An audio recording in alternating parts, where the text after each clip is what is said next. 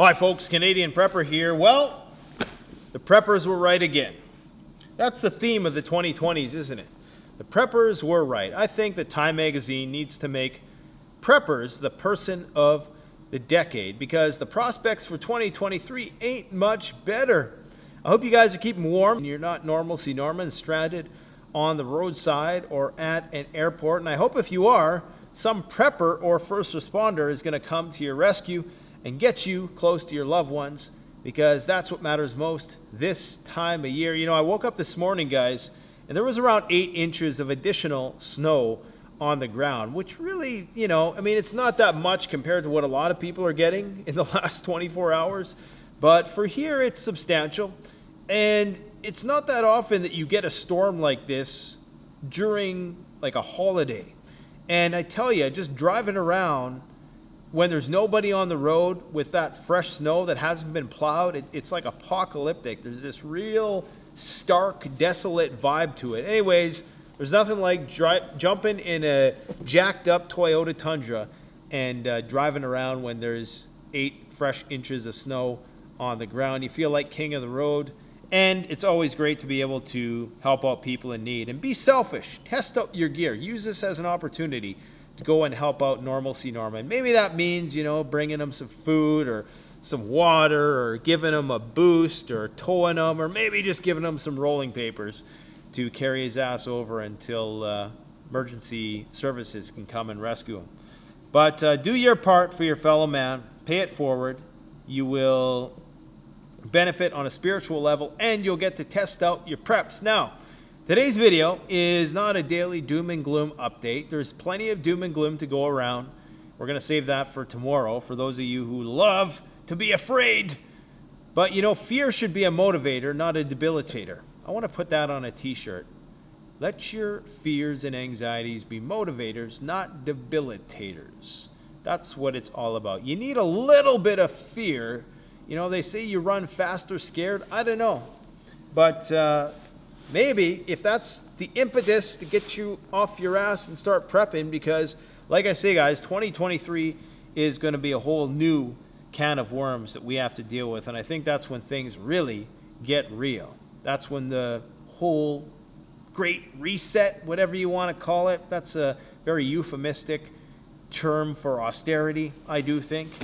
Regardless, just keep on doing what you're doing. But, at the same time, you got to enjoy the little things in life. You have to enjoy yourself. So enjoy your family, friends. That's the most important thing. All this other material shit is just a means to an end. All the presents are just a way to show that you care about the people in your life. So anyways, enough preaching. I got to get home and I got to drink some Yag. I got my German alcohol. I got my Russian Siberian get up with my French fur trapper hat. I got my Scandinavian knife. Check these out. We just got Scandinavian knives in at CanadianPreparedness.com. These are Heli, triple laminated steel. Come on, focus. Focus. There you go. Is it that hard, Sony? $5,000 camera. These are Scandinavian, triple laminated steel. You ain't never seen a knife that sharp before out of the box. Obscenely sharp, all right? Mere polish. Now, I was talking with the Canadian knife maker who's going to be a guest on the show in the not-so-distant future. And we were talking about having a sharp knife in a survival situation, how that's not always a great thing. So this is for bushcrafters. This is for like whittling and feather sticking and stuff like that. But these are just exquisite knives, okay? But the thing with a sharp knife is that in a survival situation, you almost want a different kind of grind that you're not going to be able to achieve that sharpness of an edge on, or you just want a type of steel that's built to be more tough, but maybe you can't put as fine of an edge on it. That's really what you're looking for. It's kind of like one off-road guy. I asked him some questions. He's got a YouTube channel on here. I can't remember what it was called because it was so long ago, but I asked him, I'm like, what is the ultimate prepper suspension setup?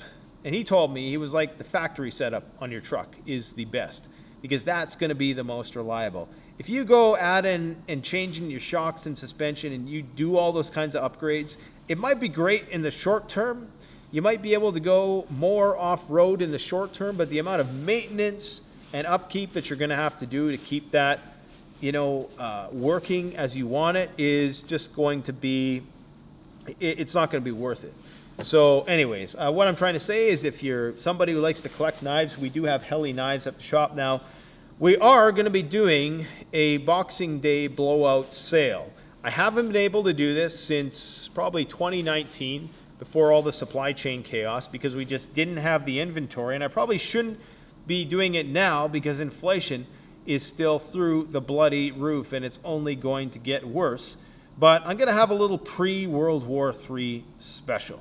I want to give back to the community. This is something I almost never do. Probably won't seem like much when I say it because people are so used to getting defrauded by these big corporations who will say things like 70% off Boxing Day when they really jack the price by 90%.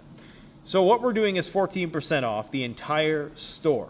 Okay, and we got thousands of premium, top-notch emergency prepping items. I only sell things at my store that I myself would depend on in a survival situation. That sometimes means that things come at a bit of a premium. You're not going to find stuff that you can find at Walmart at my store, which is not to disparage all of those things in prepping on a budget. If all you can do is go to the dollar store, then by all means, go to the dollar store. Get yourself a bug-out bag. You can outfit yourself for about $200. You can get a good disposable, in a pinch style bag that's not going to last forever, but it's going to assist you. Okay, it's going to be helpful in a survival situation. But if you want something that you can use on a regular basis, then you got to go for the more expensive gear. And if you're just getting started with preparedness and you want tips on how to budget with respect to buying preparedness items, we have plenty of videos where we talk about how to build a budget bug-out bag, building a dollar store bug-out bag. And if you want, we can do more videos where we just go out to some of the big box stores. But if you want high-quality stuff like Scandinavian knives and, handmade wool insoles, Heli, or what is this? What is this again? This is, Kelly Kettle. I believe this is out of the UK, possibly. What this is an amazing device. This is the fastest way to boil water with biomass. It comes with a base, and you basically just put some sticks in that base. And this thing is actually hollow on the inside. You can't quite see it, okay? See me there through it? There's actually a part where you put the water inside here. This thing boils water at rapid speeds. Now, we got a lot of very unique items like that at the store. All kinds of water filtration, the highest quality prepping food. And if you want a tip, stock up on prepping food at 14% off. That's the best deal of your life right there, okay? Especially the food we sell. It's not the dog food that a lot of other faceless companies sell. And I do say that because if they're selling you that crap, they don't actually care about you as a consumer, okay? If any of those variety packs, 30-day variety food packs that you're purchasing, just look to see if there's actual meat in there. If there's not meat in there, that's a good sign that it's very low quality. To have meat in freeze-dried foods is a sign of quality, but it's not the only sign of quality. You can get something like Wise, which is has meat in it, but I don't know if it's real meat. Anyways, we got real fur mitts. We got all kinds of knives from Benchmade to the Apple One, Apple 1S, Survival Lily. We got other higher-end cold steel knives. We have Winterwell wood stoves. We have this cool wood stove now that has a actual, it's got the wood stove, but it's got an oven built into it. It's a bigger one, but it's portable. Very cool. We're going to be reviewing it on the channel soon.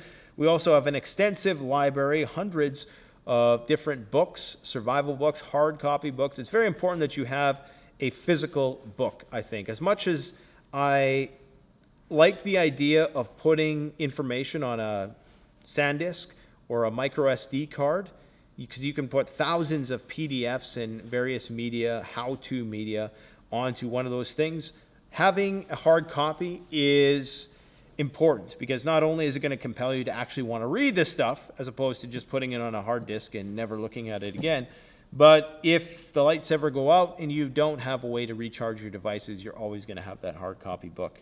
especially the reference material. You want that in a hard copy. Survival gear, all manner of gadgets, trinkets you never heard of. Just a variety of different things. Too many to name. Hundreds of different little trinkets like that. Ghillie suits, Silky Saws. We pretty much have every Silky Saw you could possibly want, including the most popular, which is the Outback, which is one that was built specifically for preppers and bushcrafters. And that one, I'm not taking any credit, but I kind of am. I'm the one who told the owner that he should do something like that, and sure enough, they did, and it is a hit.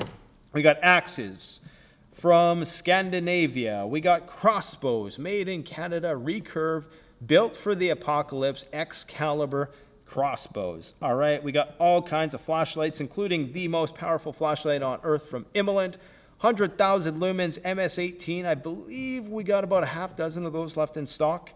We have Scepter military grade NATO gas canisters.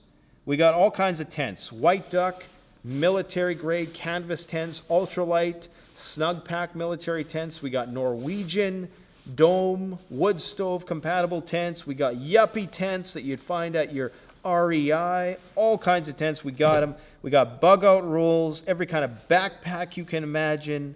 We got air bows. If you don't know what an air bow is, it uses compressed air. You need a special air compressor. I believe it's 4,500 PSI. So it's under a lot of pressure. But this thing can hurl an arrow at like 500 feet per second, and you get like 20 shots. So it's a pretty amazing device. We've done a review on that before. We got freeze dryers, vacuum sealers, all manner of food preservation stuff, Mylar bags, oxygen absorbers, everything you need to stockpile on the cheap. We got Sea to Summit line just recently. We got in Sea to Summit. They make a variety of different accessories, and they also make some really fancy goose down sleeping blankets.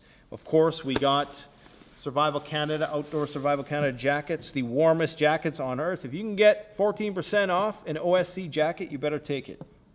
Medical supplies, as well as level 2 medical supplies, including tourniquets, clot stoppers, that sort of thing, night vision, survival tools, multi-tools, shovels, Pelican hard case. I mean, the list goes on. Gun cases. We got it all, guys. So go check out CanadianPreparedness.com. 14% off the next 2 days. Blah, blah, blah, blah, blah, blah. Anyways, I got to get acquainted with Mr. Jägermeister. And before I do that, I'm going to go drive around, see if I can find any normalcy Normans to help out, because I want to put my winch to work. I love using that winch. It's so fun to use. You know, it's so fun to actually use your prepping toys in a not apocalyptic situation where you know you can have a warm place to retreat to. But if you want to support the channel, that's the best way to do it. We got a 2023 prediction video coming up that you guys are going to want to tune into, because I do believe 2023 has the potential to be the worst year since probably World War II. So I'm trying to remain optimistic about things, and I'm trying to put on a happy face for you guys today, but we all know how hard times are going to get. And like I say, the whole point of preparedness is not to be scared, it's to be prepared. Anxiety should be motivating, not debilitating. Let me know what you think in the comment section below. Take care. Merry Christmas. Happy New Year. Talk to you soon.